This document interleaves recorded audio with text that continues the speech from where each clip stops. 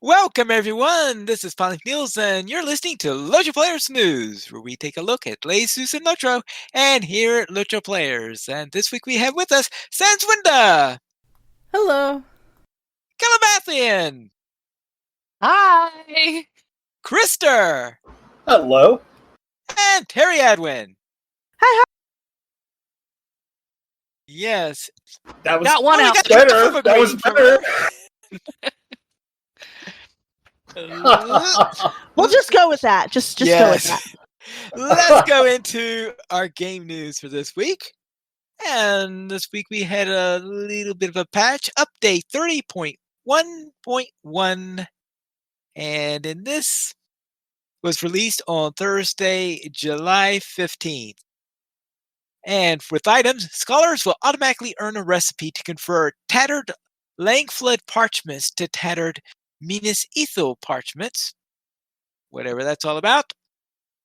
The following set of item set bonuses will not be active on a character level 106 or higher, first, second, third, and fourth class, Bjornings, burglars, etc., jewelry of Helm Hammerhand, and I hope someone understands that more than I do.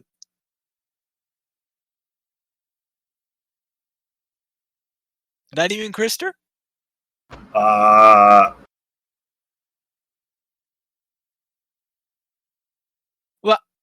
I am going to assume that it has something to do with the Helm's Deep expansion, some sort of set bonus from there, but I don't know what it's talking about there. Maybe it was causing problems on the legendary server? No, because there is nobody above level 106 on the legendary server. Maybe they thought it was going to cause problems, and so they preemptively stopped it. I wonder, because they have been making a push to kind of gate things too. So you either have to be a minimum or you have a maximum level in which things are effective. So I wonder if this is just a step in that direction too. All right, I suppose that's a possibility. And medium and heavy golden benefactor's armor will no longer have will as a stat. Will has been replaced by might, agility, or fey as appropriate.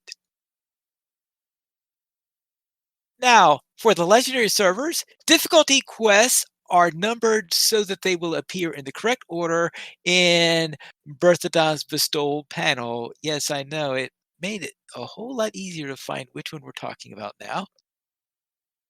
And also, the difficulty VFX have been disabled for the time being as they were proving too intrusive during extended play and were frequently getting stuck.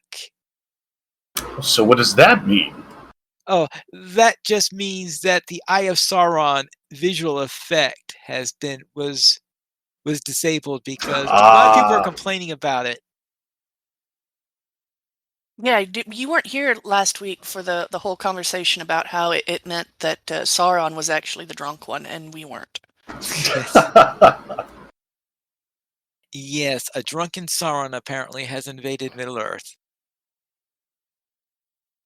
And as for quests and adventure areas, the Fall of Khazad-dûm Durin's Bane encounter, picking up liquid gold will now also cause a debuff called Heavy Metal Poisoning that prevents you from picking up liquid gold again for 60 seconds.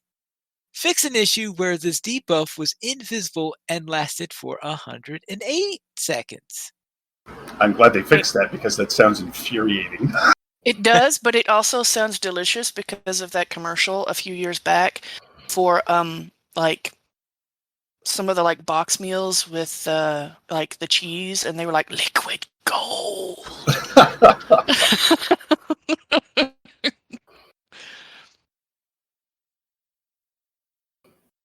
Obviously, it's the debuff of you're too busy eating to to do anything right. Mark of Challenge will no longer prevent you from picking up liquid gold. Reduced morale on debris piles. Tiers 1 to 5 of liquid gold now give increased fire mitigations. Some erupting Earth locations in Phase 5 have been moved closer together. Fixed an issue where one of the erupting Earth locations in Phase 4 was not functioning correctly, and fixed an issue where Duran's Bane and debris piles could be hit twice with AoE attacks. This was causing false reporting of the combat log of double damage and healing, and was eating up slots for attacks that have a limited number of targets. I presume you understood some of this stuff, Krister? I did, yeah. So it's definitely a lot of positive changes. So the liquid gold part of it, we've been doing T1 with my Ken just because not everybody's there right now, and we've been pugging it. But the liquid gold is, I believe, comes in at T2 and higher, where it's a mechanism that you're going to have to you get the liquid gold and do something with it while you're fighting the Balrog. And it's already exciting enough. So it's going to be interesting to see what the liquid gold mechanic is when we get to it. Thank you for that clarification. And as for UI, corrected a difficulty display issue in French for the landscape difficulty NPC UI. And that's it for the updates. So nothing major there. Now, unfortunately, of course, this was the second week of Cordovan's vacation, so once again, there was no LOTRO beacon. Though we do have some store sales, which I've managed to dig up, and Terry Adwin will now tell us what they are, assuming that Discord behaves. Yeah. So we've got 25% off character slots, vet status, stat packages, and XP boosts. Summer sales include 30% off milestones and 50% off kites. And I did find the coupon code. The weekly coupon gets you a free plus 20 plus 2,000 Virtue Acceleration Tome with coupon code Fast Virtue now through July 22nd. Whee! Thank you, Terry. Now let's head into our site news where we have an article by a squirrel that says he has found a legendary item V3 leak.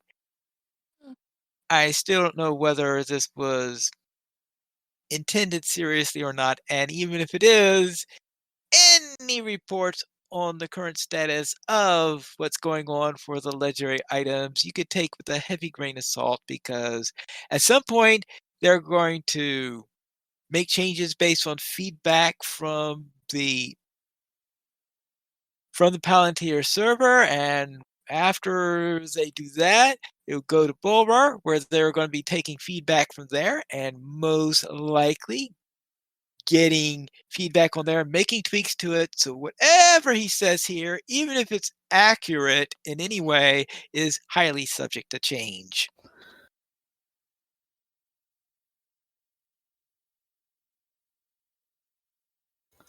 And did anyone really understand this? This is the first I've heard of it, so I haven't even read it. So that would be a no from me. I did not understand it, but I figured that it'll become more clear when they're actually ready to release information about it. Yes, as most likely it was, of course, it's also in its roughest state and not quite written into easily digestible format yet either, which is the other thing. They're not up to the point where they are ready to explain it, give proper terminology to anything or anything like that. But of course, it does mean that they are working on it and that they're hoping. Now, there is something on here that I really take it with grains. It says, Ryan stated in Bloodborne's recent interview, however, that it is on a crossroads and at that time still on track for release, hopefully sometime before Gundabad's expansion. Actually, that was during an interview, so that's actually official news on the matter. But I don't know whether he meant for release or he's talking about getting onto Bulwer or for preview. Well, if the developer said release, then they mean release, which would be good if they actually managed to revamp the system and it doesn't suck. Right. I kind of peered at it really quickly while everybody was talking, and it looks like maybe it won't suck. But TBD, to be determined. We don't know. We'll know. TBD. We'll know more. Yeah. We'll know more when we actually get to see it. When we get to see it, that sort of the thing. So anything that's in the article, as I said, take with a heavy grain of salt because plans are going to change. Then with that, let's have a look at our week in gaming. Terry Adwin, what were you up to? Not a lot, actually. But I did manage to play LOTRO this week because this is the first time in 3 weeks that I wasn't food comaed through my Tuesday play session with Sans and Pineleaf. So dwarf history is still a thing we are exploring. And we actually got to do some of that this week, which is always entertaining because I actually really like questing for dwarves. They can occasionally be annoying, but they're not nearly as annoying as most of the NPCs in Middle-earth.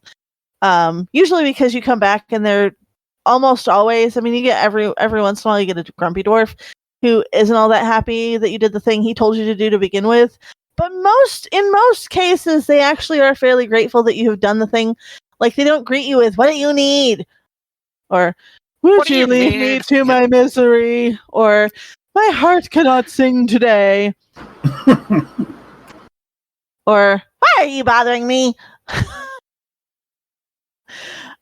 So, yeah, I'm still giving Pineleaf some flack about traveling on the roads. We actually unlocked the other stable masters in past outside of Moria. What are we calling that area? It's not Second Age. It's early Third Age. Early Third Age, Dimril Dale. Well, it's not. Actually, it's pretty late. It's only a couple of 100 years ago. Earlier Third Age, Dimril Dale. Okay, is that better? I mean, it's early as far as my character's concerned. She's human. Okay, you got definitely before her time. Right. And you guys are playing hobbits, so you're probably younger than I am. Elv would say it's last week. Yeah, but we don't have any of those in our group.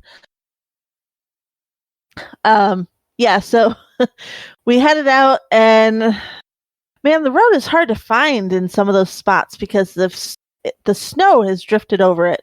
So I kept having to stop and check the map to make sure we were still on the road on the way up to the stable master up by Xeric Sigil, which is an area that isn't there now because I think that's kind of sort of, I don't know, that landscape up by Xeric Sigil kind of got changed when the Balrog fell in it.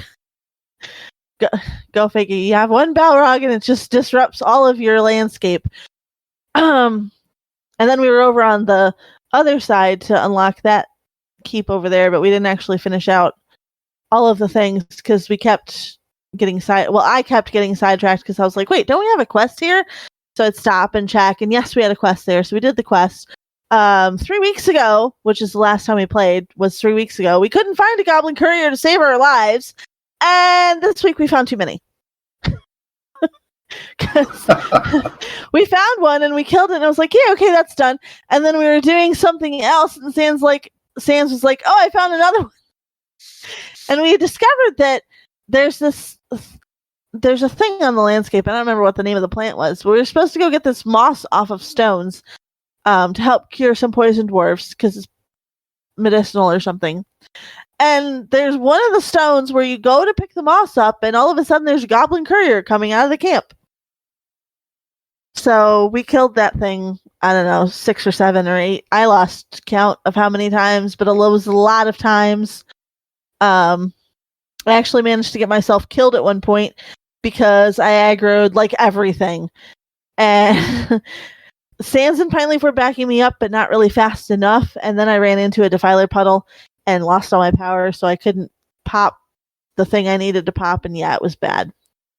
So I waited for them to mow down some of the other enemies that were mad at us, and then I revived and helped them kill the rest of the things. Because when you die like that, you can't just do the revive for free, because if you revive for free, you're just going to die all over again because everything is right there. But it was okay.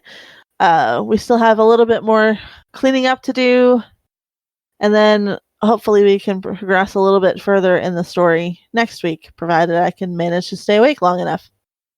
In Star Wars, we Calabathian and I ran our Agent Hunter combo, and we had done Tatooine already, so we did Alderaan.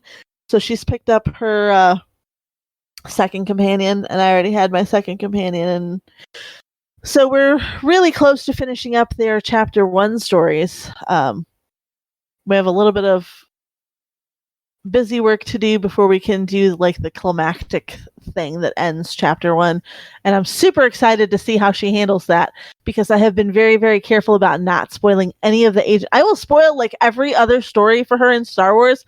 I have told her nothing about what's coming for the agent, or at least very little. or at least very well. There's some things. I mean, there's some things like who the companions are, but nothing really important story-wise. So she has no idea what she's about to run into, and I'm like super excited to see her reaction to it. Well, you did mention that there was some mind control stuff coming, but really not in detail about anything. Yeah. That's Chapter 2. You gotta get through Chapter 1 first. And I haven't told you nothing about how Chapter 1 ends, because I really, really, really want to see how you handle it.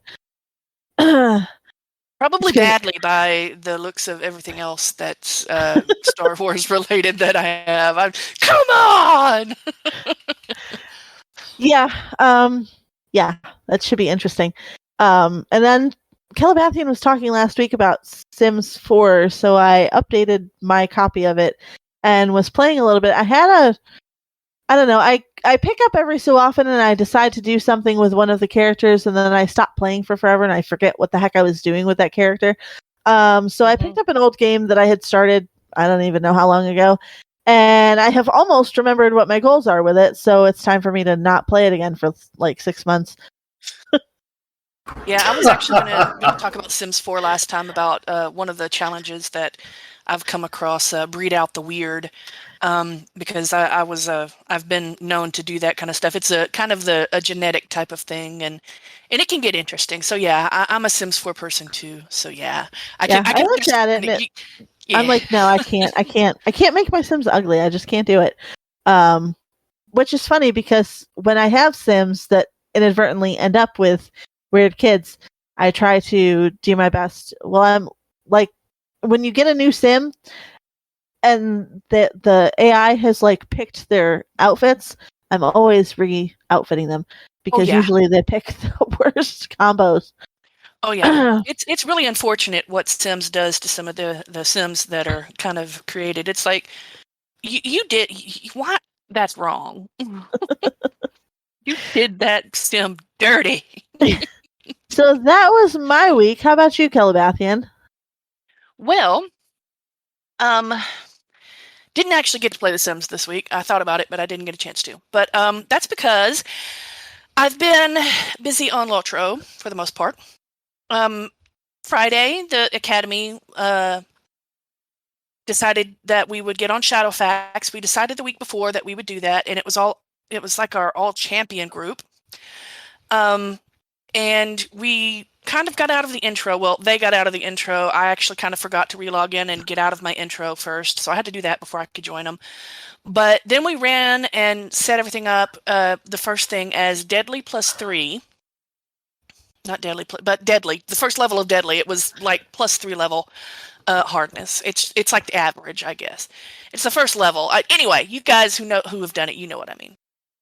But yeah, I guess because we were champions and everyone was like, all the mobs were like level 4 and 5, and here we were like at 8 and 9, and then we tortoise stoned at 10.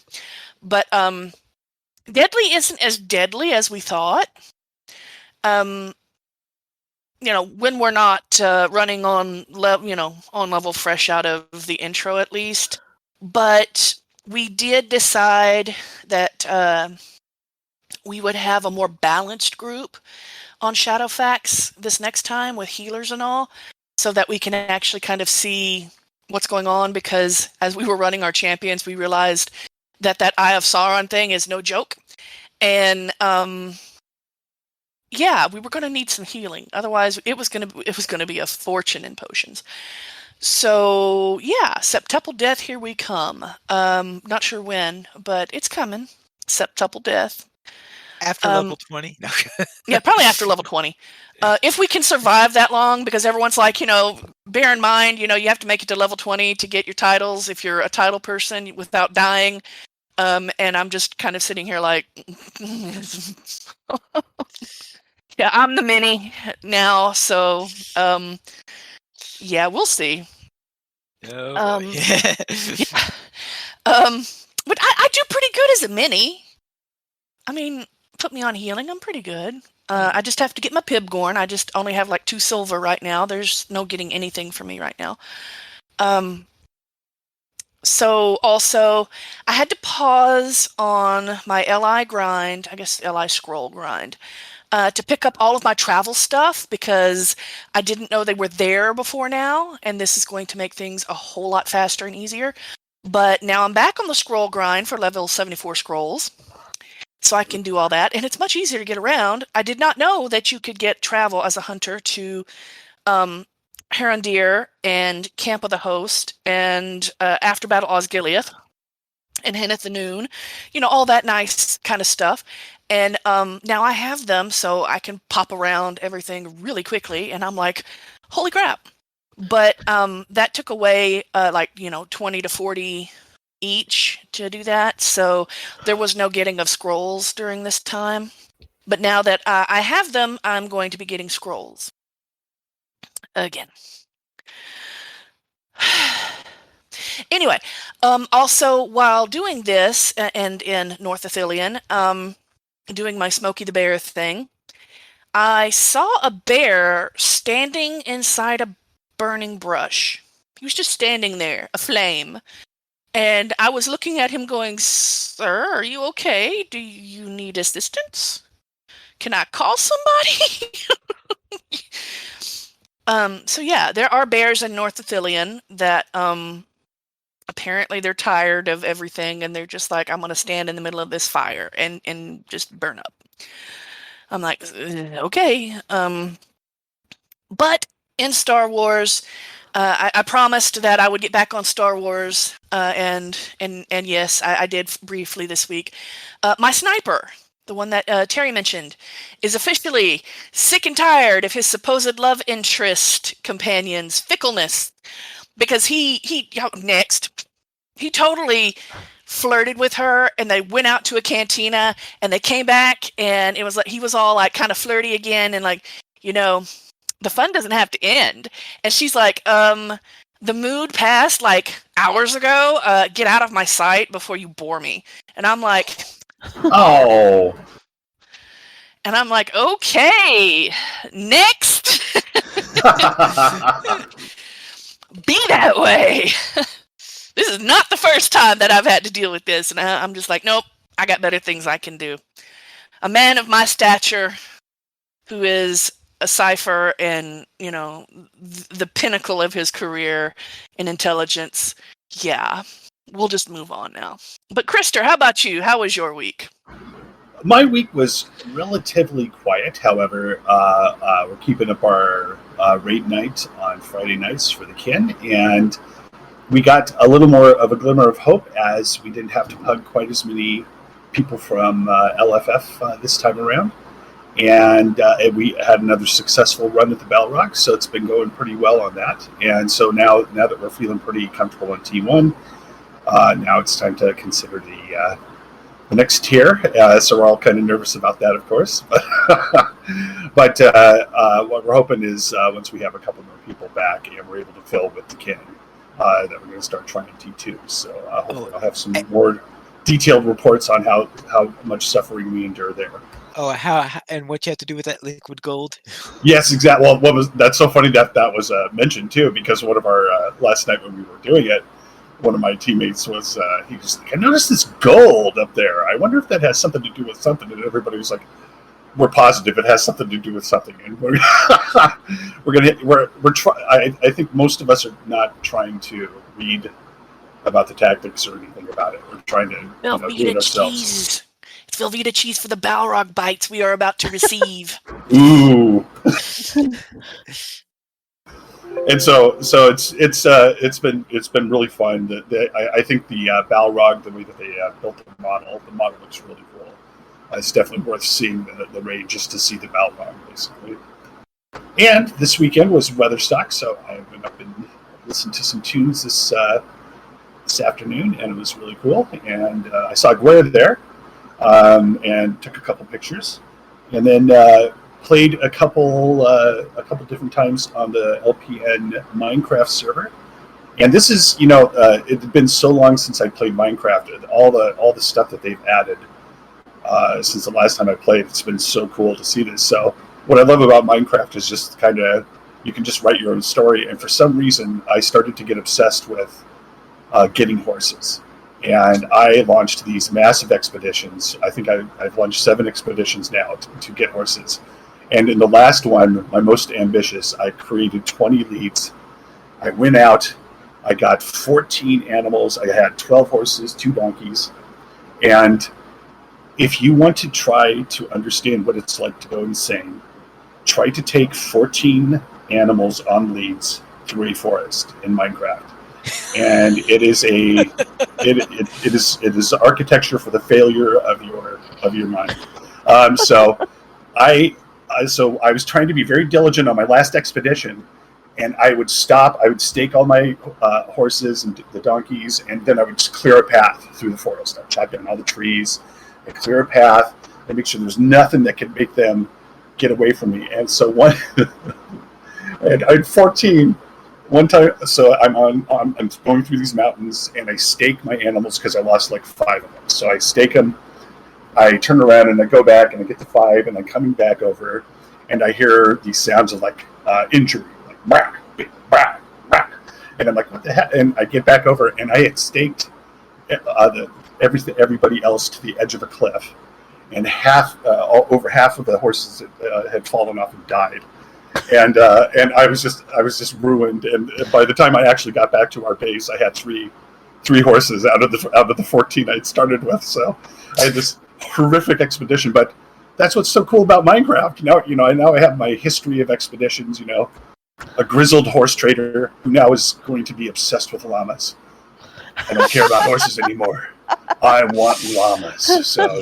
Llamas. And Sans, what'd you get up to this week? Well, this week, besides being like a good luck charm for finding more couriers, I ran around with a champion on Deadly, and the explosions were awesome. And especially once we figured out that we had to get out of the red box. And then sometimes you get 2 or 3 of those stacked up. And so I advocated for a new, more balanced group that could even try an even harder level of Deadly. We'll see if we can convince everybody that we're actually going to try a harder level of Deadly. But I think it would be awesome to have a Deadly +6 field trip group. We might have to settle for like good luck with that. +3. But Sans, remember when there were like 4 of those boxes, and oh crap, who was it got rooted in the middle of them? I know. That's why we have like 3 healers in our group, or 3 potential healers. All the healers and all the reses. It's like, what do you make? High elf, right? So I rolled a new Bjorning for this group because I figured an OP furball wouldn't be a bad choice to add to that, and we'll see what we can take on. But I'm looking forward to trying. I think we'll have a captain and a runekeeper and a hunter and a guardian and I don't remember what our other one was. A mini? Mini. Yes, Yeah, you're a mini. I'm the mini. Sorry, I didn't mean to forget our mini. So we should have several sources of healing and tanking and DPS. So hopefully it'll be a good group, and we'll see what happens. And Nitesh and I ran our bounty hunters around in Star Wars, and we got our ships. So that was pretty fun. Congrats. Yeah. And we do not like Imperial intelligence. Not I'm sorry. Huh? I thought I heard you say you don't like Imperial intelligence. Is that because you're not intelligent? No, that's because they aren't intelligent in some cases. I need to see your papers now. Have you run a bounty hunter? All the papers. Kilbathian, run a bounty hunter through Drummond Coss. And then she saw ask it. for my papers. Okay. Anyway, there are certain individuals, I suppose, in Imperial intelligence that I don't like, and I don't trust Imperial intelligence at all. Hello, I'm in Imperial intelligence with my sniper, and there are people I don't trust in Imperial intelligence. Come on! Right? Anyway, I don't like Imperial intelligence on my bounty hunter. And I died gloriously in the Nether on Minecraft. I was following Gray, and I was trying to convince Pineleaf that Gray's path to and from the old base was pretty nice, actually. I still think it's pretty nice. And I accompanied an adventure. Huh? Stands. Have you not learned from Warging about why are you following Gray? Following Gray anywhere? Because the first thing I thought was, why are you following Gray? Because it was brilliant. Okay, so he made this cool path through the Nether, and he's actually like lined it with things so that you know where you're going. And so I made it from our second base to our first base and back a couple of times, and then I accompanied an expedition. I accompanied an expedition of farmers back to the base with Cinders and Arindus.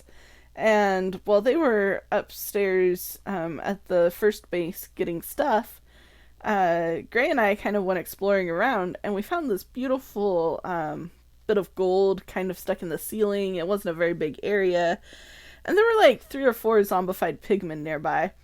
I was like, well, Pineleaf says that if they're zombified, they don't care that much about gold. So I mine a block of gold and nobody cares. So I mine another block of gold and nobody cares. And so without looking around again, I was like, sweet, I'm in the clear to finish mining this little bit of gold. So I mine another one and I start getting hit. And I was like, what? And so I was killed by pigmen in the Nether. But Gray saved all my stuff. And so I got all my stuff. And we went back into the Nether to discover the Basalt Cliffs area. And so, like, the path from one shelter to the other shelter is pretty good. The path to the Basalt Cliffs is rather deadly. And so we're carefully skirting little pools of lava the whole way. Sometimes without even a 1-block path around them. And we get over to the basalt area, we look around, we admire it, I pick up some basalt, I get some magma blocks so that I've got some street cred with my nephew. And we start going back, and I'm following Gray along, la-di-da-di-da, this was a nice adventure.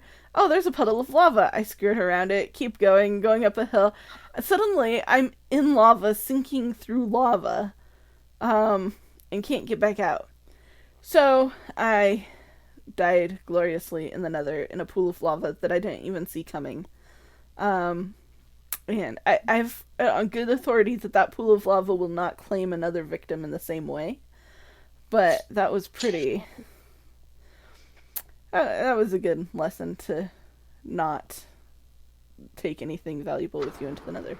Well, and it was frustrating for us, of course, because part of us going on that expedition was to protect one another. And the last thing that we can protect you from is falling into that lava. Right. So, yeah. So that happened. But it was pretty cool. And I am now all of level 5 in Minecraft again. So, I'll need to get a little more leveling up done probably at the skeleton spawner and then see... That's why you spend so much time there. See if I can maybe enchant myself another bow and maybe some other gear again, since I was wearing all enchanted gear when I went down. That was really the most valuable thing I had on me. The rest of it was magma cubes and some arrows, so... You know, honestly, what was so funny about that as well is that when we were chatting as well, there's a specific sound a skeleton makes when it's getting hit and injured. And anytime Sans would key her microphone on, you'd hear that skeleton sound in the background. And if you hear that in Minecraft, it literally, it means a skeleton's by you. And so I kept hearing it through her microphone, twitching as I was in the middle of the ocean with a bunch of horses, you know? It's like, where's the skeleton? Yeah, I'm Where's sorry the about skeleton? that. I turned down the noises, so It was hopefully that so won't happen funny. again. It was so funny. And I did some more questing in Craglorn with Gorandis and Leonori in ESO, which is a group area, and that was pretty fun. Having champion points for all of us now has made us significantly more powerful, making it even more fun. So, Pineleaf, how was your week? I'll begin with the field trip, where after our little expedition with the champion party, we decided, as you heard, to make a more balanced group. So I created a hunter, and I am finished with the intro. I've turned on a tortoise stone so that if I do any crafting there, I won't have to worry about going past our current limit in there. But so far, everything looks fine there. And I guess next Friday, we'll probably try to see how this party works as we head out into the world with our party at some sort of permutation of deadly level. We'll find out which one we eventually decide to go on that matter. Die Oh, gloriously. yes. Over in ESO, I created a Nord Warden. And one of the problems that I've had with the ESO Warden is I just could not quite figure out how to play it. So whenever I'm playing with Terry Adwin and Calabathian, we have been going on in an area through the Grotwood. And while there, I was playing a Warden, and I was always forgetting, what am I supposed to be doing? I had no idea what I was doing with that character. So I decided, let's start a new Warden there. Maybe I can now learn the Warden so that I will be able to play it right the next time we have that combination playing again. And I think I'm starting to get the idea of it. And I'm also, on top of that, this is my first time I've taken character and playing single hand weapon and a shield. Every other character I could think of has been either using a staff or a bow. Those are the weapons I've been using before. So this is the first time I've really been using a melee weapon with the shield on there and seeing how that works. And I think I'm starting to get the hang of how I'm doing it. And one of the things I've been doing, because I'm going to be fighting in melee, I've even started to try to sneak up on my opponent and start the combat by going whack at the beginning of the combat rather than trying to do something from range. You know, of course, unless they're looking straight at me, in which case sneaking up on them would be a rather difficult thing to do. So I'm learning how to use stealth a little bit more, and I'm learning how to use a shield, which I haven't been able to use before on there. So that's what I've been working on there. And then in Minecraft, in addition to all this shenanigans you've been hearing about relating to what we've been doing on that server, on there I have been building a warehouse in order to store a great deal of stuff, because we've mined out a great deal of resources, of course. That's what usually happens on a Minecraft server on there, and I figured we're going to be needing a storage facility for all this. So I've made a warehouse where we could start storing bulk items in, and I'm starting to get some stuff moved into there. And in addition to that, we've also decided, let's try some slime hunting parties. So we've been going out getting slimes because my slime farm, when you're going at the intended waiting spot in order to wait for slimes, it wasn't working very well. But apparently, despite my thoughts that it wasn't working very well, it seemed to have been working pretty decently from the skeleton spawners, where slimes will spawn in. Apparently, we're dying for it because I noticed that there are slime balls accumulating when Sans was doing some waiting inside of the skeleton spawner. So that was working fairly well in there. But when we were thinking that the slime farm wasn't working, we decided, all right, let's let's all go, wait till we have a full moon, went out, hunted some slimes, going all over the place to the swamps, and seeing how many slimes we could collect without getting killed. And that summarizes my week in gaming. Now let's head into news beyond LOTRO, where we have another Darren Lore Master song that he created. Of course, this time it's to the tune of In the End. And so he calls his version of here the Ring of Power. And you could listen to that over on the LOTRO Player site.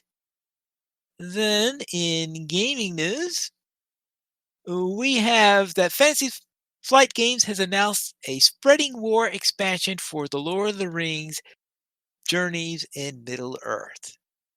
And this is the second major expansion for Journeys in Middle-earth. And special point for Sans is this expansion features Mumox.